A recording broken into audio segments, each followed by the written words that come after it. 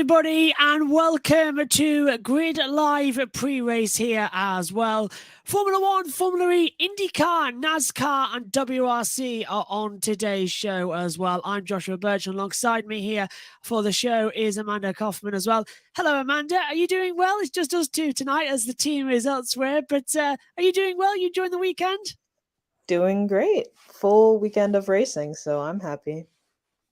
I'm very happy to be here presenting the show with you as well. It's nice to be left in charge for a change as well. And that's because Ben and Joe are from Portland as well. Kobe's off busy as well. And the rest of the team are hurrying around, getting all the information ready for shows throughout the week as well. But we must still remember as well to subscribe to our page as well if you are always around as well, because during the wonderful Colin, Deshelle, Mark, Robin and David as well, and investing in the Grid Network each month as well. Remember, $500 per month is the goal so that we can start sending more team members out to the sites.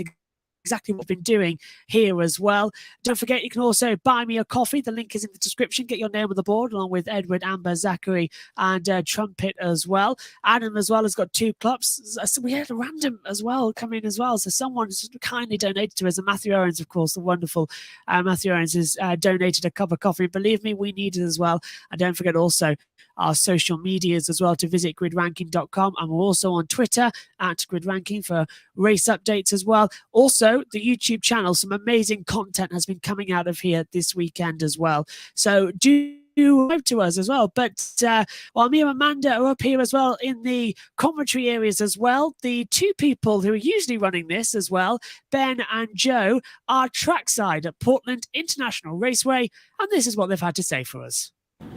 Thank you. And Ben, what an exciting day. We got a lot of racing, including a crazy qualifying where we saw Charles Leclerc not make it out of Q1. Can you just describe the disbelief, but at the same time we talk about this Ferrari being Ferrari? Yeah, what can go wrong will go wrong, and the Dallas Cowboys of Formula One come back again. Obviously qualifying's still going on as we're taping this, so we don't know who's going to be on pole position yet, but I would imagine that's basically Leclerc's weekend done already. Sainz is still in it as far as I know, but again, I think Aston Martin's pretty clearly the second best team at this point behind Red Bull. There's a lot of talk surrounding the number 33 this weekend. Will Alonso get win 33 or will he be denied by car 33 as he's been all season? Can Red Bull keep the perfect season up? But Ferrari, I think, are a pretty distant third at best, and I would even say Mercedes are probably ahead of them at this point. Lewis Hamilton, I understand, had a strong showing out in Q1. I don't know if he's going to have the pace necessary for the pole, but I think Ferrari are certainly behind the 8 ball at this point. And of course, we know you, Josh, Amanda, we talk more about this. We also have NASCAR, the Cup Series qualifying today, but it's race day here at Portland. That's why we're here.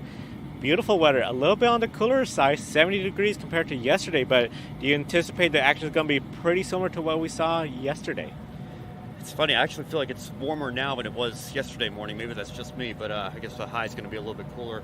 I think, like we talked about yesterday, it's going to be a much different race than we had last year because there's not a cloud in the sky today. It's absolutely gorgeous out, whereas last year, of course, we had all the weather. But I think, it's really going to be a case of, not knowing too much what to expect because, again, all your notes from last year pretty much just throw those out because it's going to be an entirely different set of track circumstances here.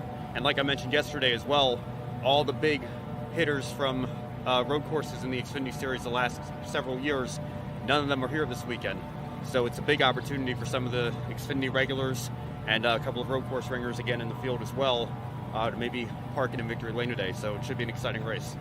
And we encourage everyone, be sure, especially if you're watching, follow us on Instagram, TikTok. We're posting content from here at Portland International Raceway. Josh and Amanda, back to you. Enjoy the rest of the show.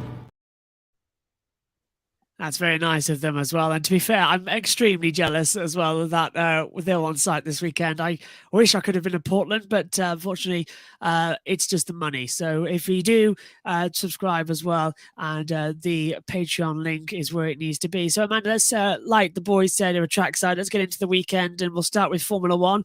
Qualifying happened around about an hour ago now as well. Quite a dramatic session as well. Quick recap of what happened. We've got, once again, Max Verstappen Verstappen on pole position as well. Pole position, by the way, number 24 of his career as well. But it's a front row that was quite unusual because it's a Spaniard on the front row, but it's not Fernando Alonso. It's coming into it as well that it's going to be Carlos Sainz in second position. That Ferrari has been polar opposites as well. And Amanda, coming with you on this one, we've got Sainz in second and Leclerc is right back down the grid, qualifying from absolute hell down in 19th. What is his strategy, you think, going to be tomorrow to try and climb up the field? Yeah, definitely a bit of a predictable end to the session with Max on pole, but behind him, everything's a bit shaken up with Leclerc so far back and really struggling with the car. I'd say that the race is definitely going to be interesting, and a lot of people starting out of position. Leclerc, Russell, with a lot of Perez, even with a lot of opportunity to move up. Great of Saints to be able to pull out the second place, and especially in front of his home crowd. But I think that we're in for definitely a mixed up race, a lot of overtaking opportunities, unlike last weekend at Monaco. So I think that we're in for a really good race from even the back half of the field. So I think that Leclerc definitely has some opportunity to redeem himself after a very poor qualifying, but it's going to be tough. It's going to be work, probably not where he expected to be, and definitely hurting his chances of ending up as close to the front as he had hoped coming into the weekend.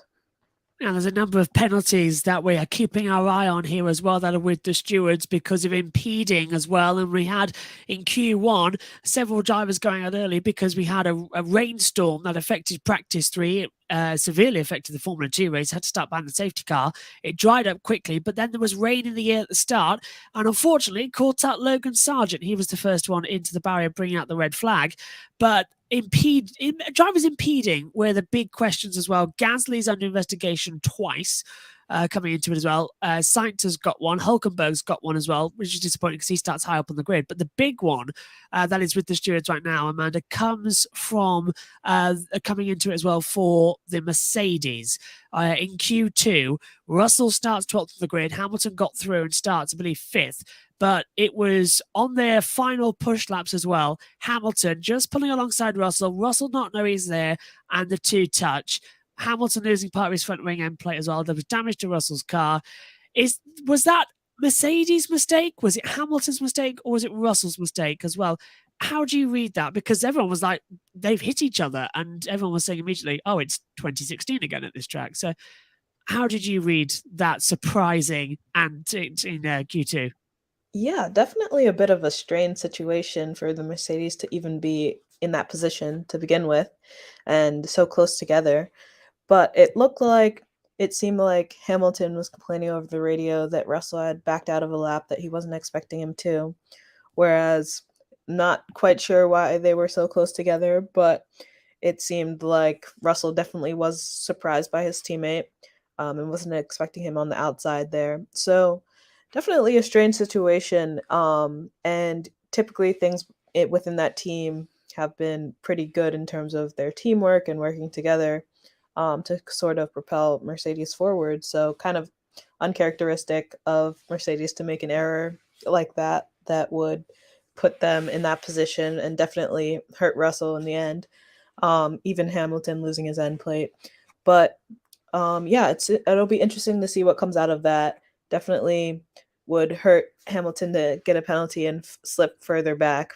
But I think that if he's able to stay where he is in 5th, he can potentially make up some ground there and maybe even have a chance to aim for the podium this weekend. So much looking forward to tomorrow's race as well. Just bringing in as well, Fernando Alonso had damage to his floor in qualifying number 3 as well. They had to tape it up. They got him sent out. He did a lap time. It wasn't that great. He starts 9th on the grid. It was a 1:13.507 as well. His Q2 time was actually faster, 1:13.098 as well. So getting back to a question that I really wanted to ask, well, does Fernando Alonso have a chance to spoil what so far has been a perfect season for Red Bull tomorrow, despite starting 9th on the grid, because this A is his home circuit, and B, there's rain in the air as well? Yeah, I wouldn't count Fernando out at all, but it definitely speaks to how tricky the conditions were during qualifying for him to be starting so far back and behind his teammate even. But I think that, as we know, Fernando has the racecraft and the opportunity to move forward, and what's seemed like a really fast Aston Martin all year, especially when it comes to race pace. So I think that Fernando still has a chance, but I think that he is not going to end up on the podium tomorrow. It'll take a lot of work for him to get closer to, as close to the front as he probably has been for the first part of the season. But I think that there's still a good race in it for tomorrow for the Aston Martin of Fernando and especially Lance Stroll. Absolutely. And we haven't got any graphics at the moment as well. So just quickly going to run you through the results because it is provisional with the investigations still to be made up. So we've got Verstappen, who is on pole position. Sainz starts second with him on the front row. Then we get Norris in third. Lando Norris, his best qualifying of the year as well. I'll get onto that with you in Amanda for a second because I want to get your opinion on that as well. Gasly starts fourth. Hamilton's fifth, but is with the stewards. Stroll in sixth position despite going off the track as well. Great stuff from him. Ocon seventh, Hulkenberg eighth, but was running in third. He got caught out by the track conditions improving, so he could be one to watch for tomorrow. Alonso ninth, Piastri in 10th, as we said. And then the big surprises in this session, Amanda, and I'm going to bring you back in as well on this question because this is the one that everyone got surprised with. Perez, once again, off at turn 5 at the Seat corner. He starts 11th, Russell starts 12th, and Leclerc starts in 19th place as well. So starting with Perez, is that it now? Championship completely over. 2 bad qualifyings in a row. 3 out of the 7 qualifyings have been thrown away. Has he started to crack from the pressure, or is this pressure that the team's putting on him with the lure of Daniel Ricciardo behind him? Well, things are certainly not looking good for Perez after last weekend, and with this weekend, even struggling to get out of Q3. So I think that's definitely not where he's expected to be by the team, seeing as he's been out qualified by his teammate being able to put it on pole, and he just doesn't have the consistency that Verstappen has. And I think that the pressure of potentially, we know how quickly that Red Bull seat, how much pressure is on that seat, even in a seat, in an AlphaTauri seat that Nick DeVries has, him getting the hurry up from the team to get on with it. So it's clear that Red Bull standards and expectations are extremely high. And so I think that Perez needs a clean weekend and needs to be able to move up the grid quickly in the same way that we've seen Max do already this season, to prove that he's worthy of that seat and he has what it takes to even challenge his teammate and be in the fight and bring home a 1-2 for Red Bull. So I think a few weeks back, Max himself said a 1-2 was what he was expecting, even starting so far back on the grid. So I think that Perez should have that same expectation on him.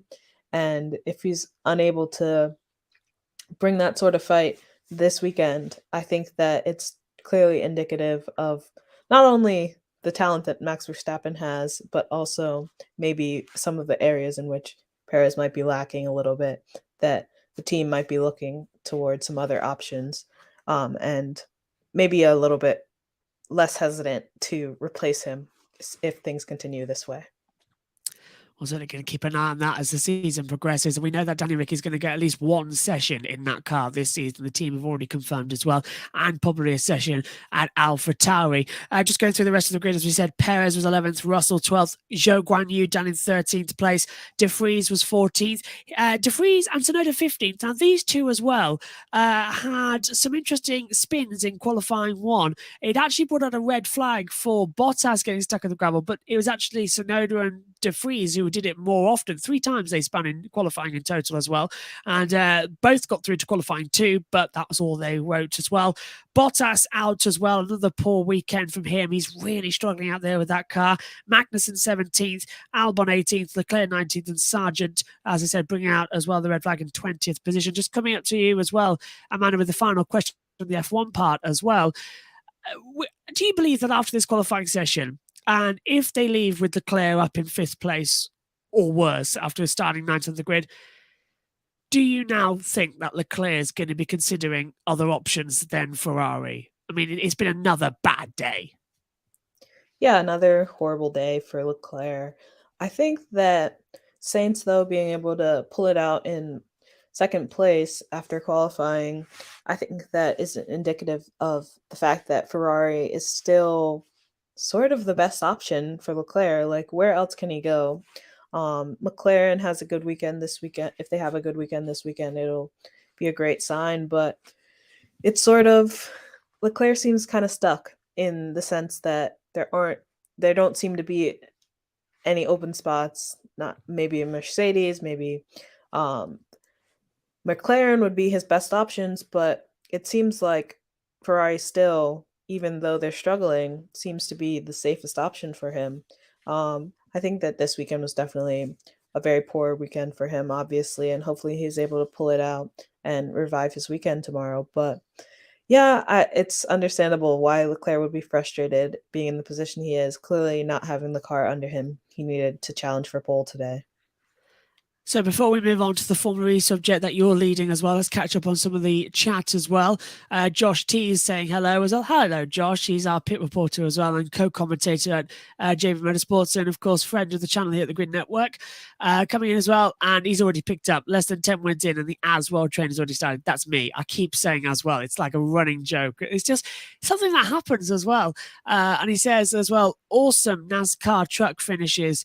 Then just after end or just before the end of Xfinity Series. Yep, that's from Joe and Ben, who are trackside. And Ben's also put hello from Portland. Hello, Ben. And I know Joe's probably watching as well. And another one who is watching as well is Iron Kong 26, who says, good day to you too as well. And Jonathan Field is watching as well. Hello, Jonathan. He says, morning from New Mexico as well. Good morning to you. But now it's time to hand over to Amanda to cover the Formula E. All right, now time to talk Formula E. The first two races in Jakarta this weekend already saw a three-way battle between Pascal Wehrlein, Jake Dennis, and Max Gunther. The three broke away during the 36 laps and used all 8 minutes of their attack mode to stay within 2 seconds of each other. However, on the last lap, Dennis tried to pass Wehrlein but was made to save energy over the long run. This frustration came after trying to pass him earlier in the race and being blocked coming into turn 2. So a question for you, Josh. Pascal Wehrlein, after his win, is he back or did he never leave? To be honest, I'm a bit unsure if he ever did leave and came back as well. It's a difficult one because the first half of the year, that Porsche powertrain was fantastic, and it was winning, the first 4 races, of course, because Dennis won 2, Wehrlein then won 2, then he won a second back-to-back by doing the double as well in, where were we? Dewey, round 2 and 3 of the season. He had the championship lead, and then everyone else started to catch up once we left Hyderabad. So after that, we came into Cape Town. Everyone caught up. Then we hit Europe as well. Everyone closed up the gap once again. And it seriously looked like Porsche were just a thing of the early season. We got to Sao Paulo as well, and that was like all done with Evans taking the win for Jaguar. So I think after having 5 races of bad luck, not scoring points, not getting podiums, not winning, to take an unlikely win today was brilliant from Wehrlein. It was a good strategy from the team. It was some good racing as well. And it's a Porsche, it's a Porsche powertrain 1-2 with Wehrlein and Dennis. So it's like the start of the year. And we're finally seeing what the Maserati can do with that powertrain in Gunther. Gunther had topped practice 1, practice 2, group stages, quarterfinals, semifinals, and the final getting pole position. He just couldn't get the win. He was on for a Grand Slam as well and just lost the lead as well, couldn't get it back. And Wehrlein and Dennis were too good. So I think he is back. And at the same time, he also never left as well. So it's both looking strong as they come into it. Just I don't know why someone's here because I can't leave. I'm hosting the show. So as they come through. But yeah, so I think Wehrlein never really left and he never really came back, Amanda. Yeah, hopefully their luck has turned around at that team there and good to see him pull out that win. So, just like they did in Hyperbad, the 2 Jaguars made contact coming into turn 1. Sam Bird hitting the back of Mitch Evans and causing him to spin, break the rear of his car, and crawl back to the pit lane. in a sense of ironic justice, just 2 laps later, Bird was hit out of the race by McLaren's Rene Rast, meaning both Jaguars failed to score again this season. So Jaguar with a Mitch Evans DNF and Sam Bird last running. Is Jaguar still a serious championship contender? Do you know, I would have said yes if it wasn't for today. I really would have, because it was a really bad judgment call from Bird, who hit him in Hyderabad and took him out of the race, to then go and do that again. I felt so sorry for Mitch Evans, and we said it in commentary, myself and Nick Conewood as well. There's that he's done it again. He's hit him again, second time in a row. So it was not needed. It was balmy, and I think Bird got his just desserts as well. I think there's a penalty coming as well. We'll get the confirmation officially tomorrow ahead of race 2 as well. So I think we'll have to do a pick a winner. I'll do pick a winner in a second on my own for that one, and then we'll do pick a winner at the end. So I think we're going to have Bird starting at the back, and Evans is going to be in a very hastily repaired car overnight. So Jaguar were a serious title contender. They got themselves back in there with the great podium, double podium, of course, victory in Sao Paulo, but it's gone now.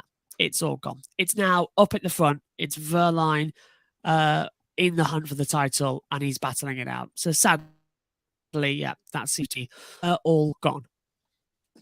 All right. And then after this weekend, we move to a single race weekend at Portland, where Ben and Joe are trackside now, and then head into 2 doubleheaders. How critical would you say, Josh, is the second race at Jakarta to get positive momentum for the last 3 weekends?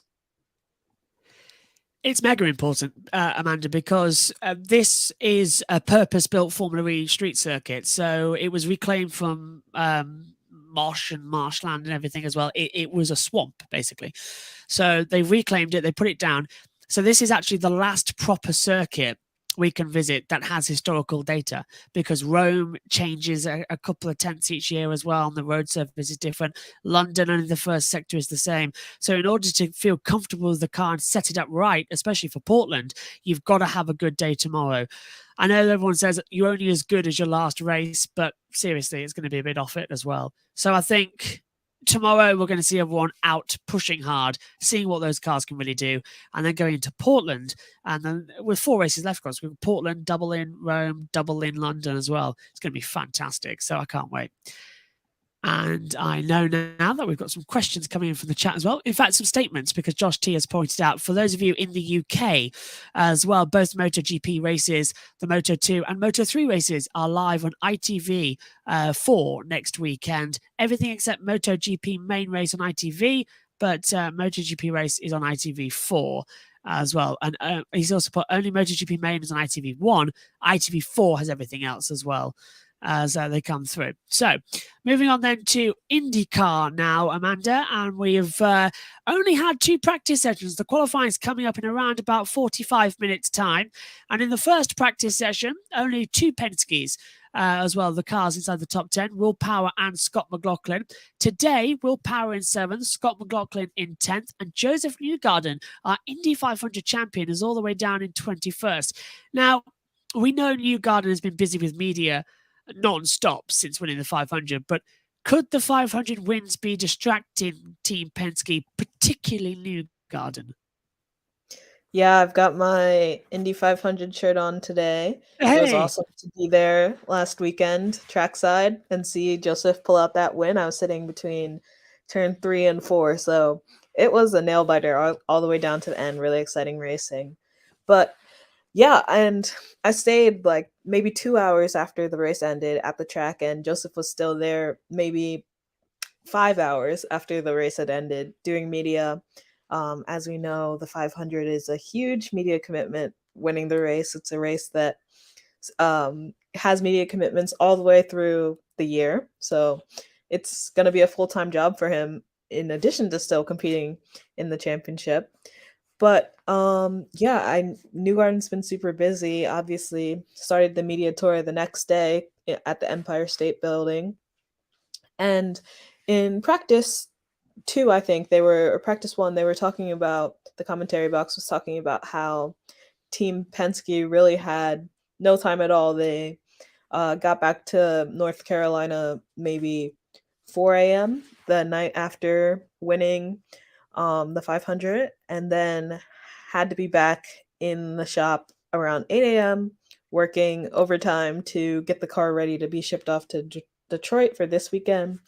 So I think that for Newgarden, he's definitely going to have to focus and get his head together.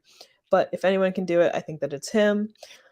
He's got the experience to just get his head down and win at get up to speed in a track like Detroit where they haven't raced before. So I think that it's obviously going to be quite a challenge for him to focus on, kind of put behind his 500 win and focus on what's in front of him. But I think that if anyone can do it, it's him. And I completely agree with you, actually, 100%. And the good thing we've seen coming into this weekend here in Detroit as well, the layout seems to be a mixture of everything. I think I heard Hinchcliffe in the commentary saying as well, it's got a bit of Long Beach, it's got a bit of Nashville, it's got a bit of Detroit, of Belle Isle as well.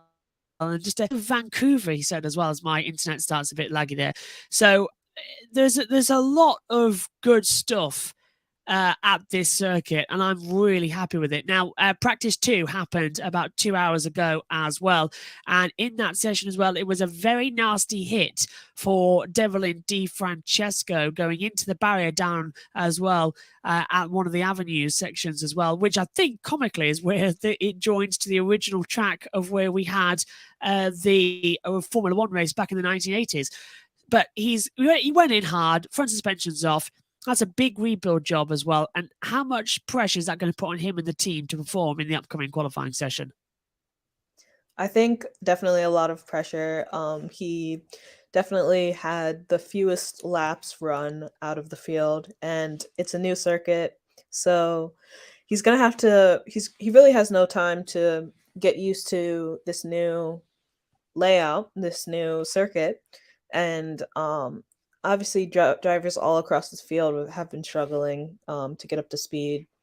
And it seems like it's really just a race to see who is able to master the circuit the fastest will be the one who's able to end up on pole, because they really don't have the data from other races to rely on. So it should be an interesting one. I think Devlin can still be in the mix for qualifying later today.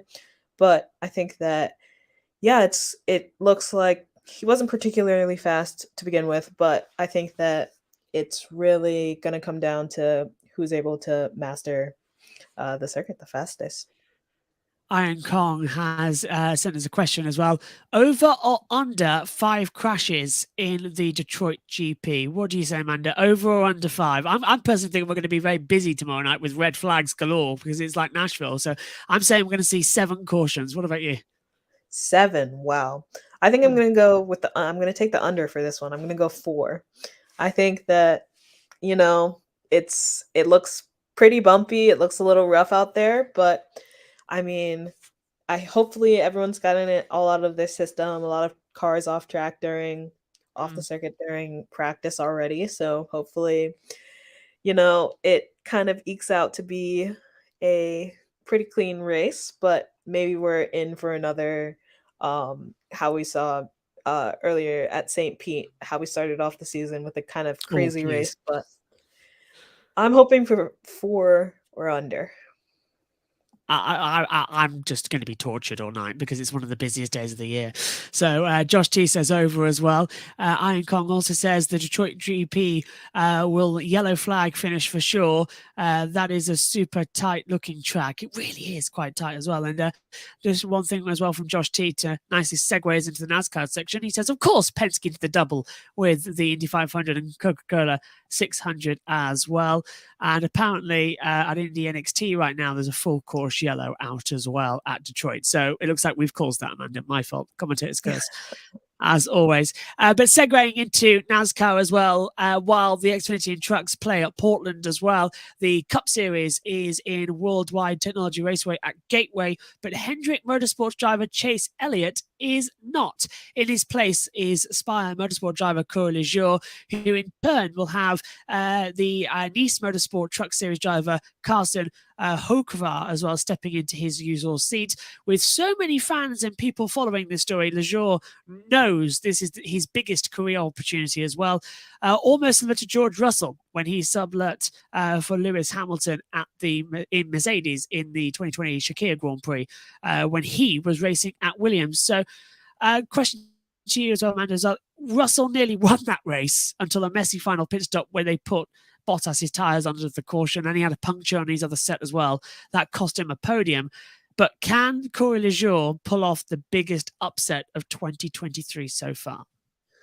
Yeah, I think LaJoy is definitely in a great position to be able to prove himself. This is kind of his one race testing ground. So I think that he has a great opportunity here, kind of like Josh Berry earlier in the season, to kind of show what he's made of in a car that's faster and maybe set up better than he's used to. So I think this is his opportunity if he can just keep his head cool and be able to focus on the race and really get that car to the finish line, in finishing the top 10, maybe even pull off a win.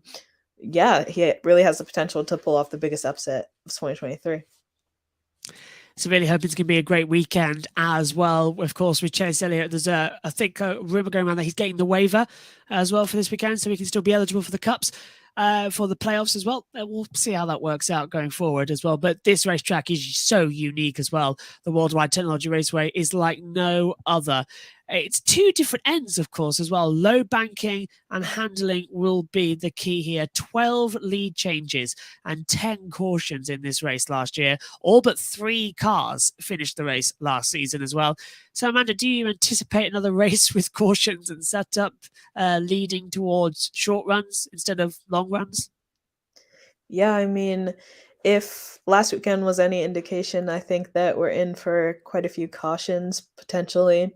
It seems like that's kind of the name of this season is caution, caution, caution, and cautions breed caution. But I think that it would be great to see some clean racing and long runs. But at the same time, I'm guessing teams are probably already preparing for there to be quite a few cautions and shorter runs, which could potentially mix up the field a bit and really have teams relying on that short run strategy and making the most out of the pit stops and pitting under caution. So hopefully, yeah, I'm sure we're in for an exciting race either way.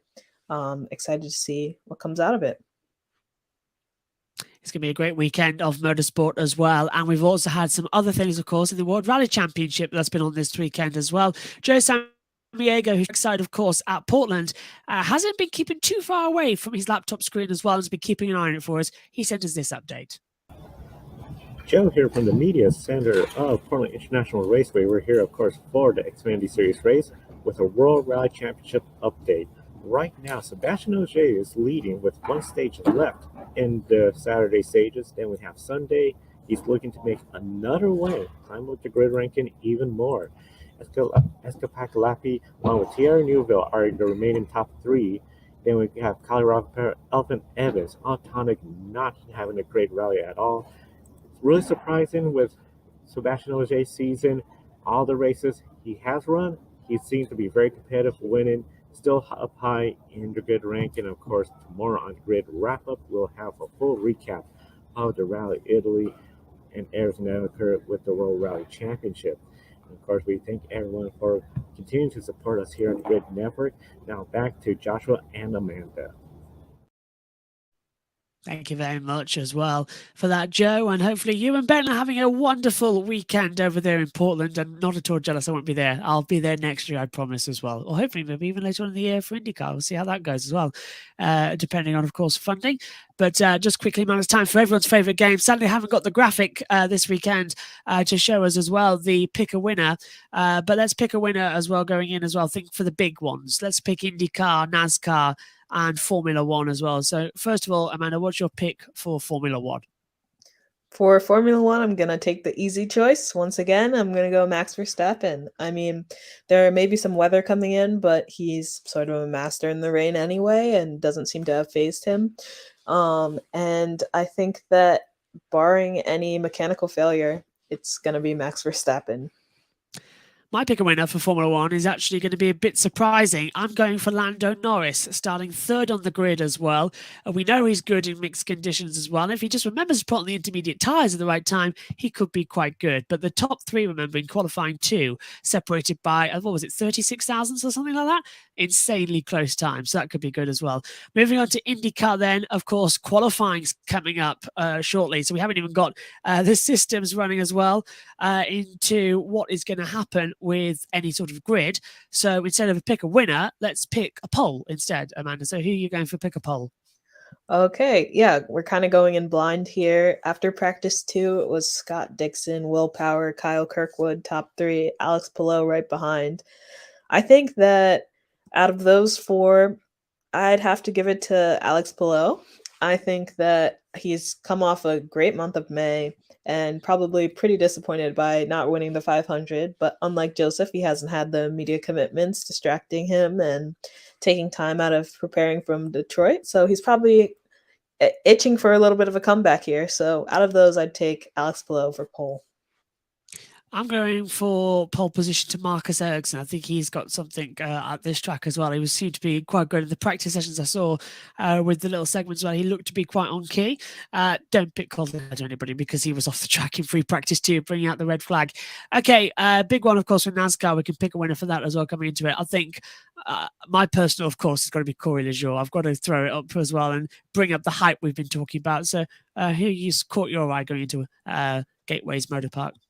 Love the wild card pick. I think I'm going to go for someone who's been pretty consistent over the past couple of races and loves this type of racing. I'm going to go Bubba Wallace. I think that he has a lot of momentum building, and after seeing his good friend Ryan Blaney pull out the win, I think it might be his time.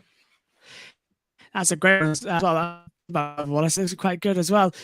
Just quickly, Josh T says, you like picking Marcus, don't you, Josh? I do indeed. I picked Marcus to win the 500 year and got it a spot as well. What's that? He could win unless it's the fists come out for Bubba Wallace. That's true. But then again, you can say the same for Ross Chastain. You can say the same as well for Chase Elliott last time. Kyle Larson getting involved. NASCAR just is that kind of sport at the moment as well. But Amanda, I thank you as well for your time here on the Grid Network tonight. Just a quick reminder of what we've got coming up then as well this weekend. We've got the Grid Live wrap-up show tomorrow as well. That's after the NASCAR race. And we've got wrap-up coming on Monday as well. The Grid Tonight show is on Wednesday. Once again, myself, Kobe Lambeth, and Matt White as well to take you through all of the action from the midweek motorsports. Women in Motorsports is on Friday morning. Do tune into that. It's going to be an absolutely fantastic show. Yesterday, we looked back at F1 Academy in Barcelona as well and everything that happened there because we can't see it from angles, so we've got to see it from our journalists on the ground as well. And also coming in is on next week, we'll have another Grid Live pre-race and wrap-up show as well because it'll be the 24 hours of Le Mans and it'll also be MotoGP in Italy at Mugello. So just taking a quick look to wrap out here today as well with our usual please do subscribe to our Patreon, join Colin, Deshelle, Mark, Robin and David as well in investing each month in the Grid Network. The goal is, of course, is $500 per month to help us cover on-site expenses and get us to the track action. We can also then bring more members to this wonderful team as well and get them trackside as well. For instance, we've got Ben and Joe at Portland. Julia is off at as well, cover the bikes as well, and everyone else is busy with other NASCAR stuff, and my one's on the show hosting this one. And if you don't want to do pay, you can always buy me a coffee as well, just a one-time donation. Join Edward, Amber, Zachary, Trumpet, Adam, of course, coming there with someone just going in there as well, a random donation as well with Unknown, and of course Matthew Owens, who's brought us a cup over the time as well. And don't forget, you can follow the Grid Network on all of our social media platforms as well. Follow the Grid Network on social media and do visit gridranking.com. Also, great place to be this weekend is our Twitter, Grid Ranking, for race weekend updates. And also the YouTube channel has had numerous updates as well with interviews from this weekend's NASCAR events at Portland as well. So that is us all done here. Just a reminder to join us tomorrow for myself, Joshua Birch, and for Amanda Kaufman. Thank you very much for joining me, Amanda. I hope you enjoy the racing tomorrow, and I hope you all enjoy the racing as well as we continue to bring you the motorsport season in 2023. We'll see you tomorrow. Bye-bye. Thank you for watching us right here on YouTube. Be sure to subscribe and check out some of our other videos, including Life on the Grid, where we interview folks from the motorsports industry. Thank you for watching. We'll see you next time.